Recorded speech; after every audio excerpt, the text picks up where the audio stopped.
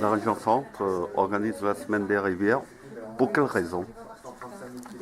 Pour que partout sur le territoire, on ait une mobilisation, une prise en compte de l'enjeu des rivières, l'enjeu de la qualité de l'eau, l'enjeu de tout ce réseau pour le développement de la biodiversité, pour le rayonnement de nos paysages, pour le développement écologique de nos territoires.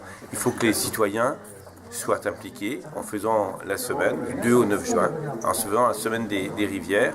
On met en valeur tout ce que font les syndicats de rivières, tout ce qui est fait avec l'agence de l'eau, tout ce qui est coordonné par la région. On met en valeur tout cela pour qu'il y ait une appropriation et qu'il y ait bien évidemment le désir d'aller plus loin encore. Est-ce que cette semaine était nécessaire aussi pour faire comprendre à la population qu'il y a de la pollution, comment on traite, comment on prend conscience de cette problématique-là? Bien sûr.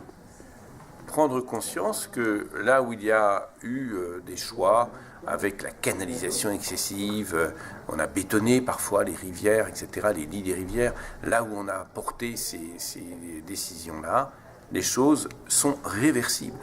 On peut faire revenir la biodiversité. On peut faire revenir dans nos rivières la présence d'algues, la présence d'un environnement naturel de qualité. Donc, à partir du moment où nos concitoyens s'aperçoivent que, d'une part, en laissant les pollutions partir vers la rivière, on tue la rivière, mais que d'autre part, en agissant dans le sens inverse, en protégeant nos rivières, en refaisant les méandres là où c'est nécessaire, en cassant les phénomènes de canalisation des rivières, de bétonisation des rivières, on retrouve la vie, on retrouve la biodiversité, on retrouve la beauté des rivières. Alors, il y a des prises de conscience et demain des comportements citoyens. C'est important pour tous, c'est important, je pense en particulier à nos jeunes.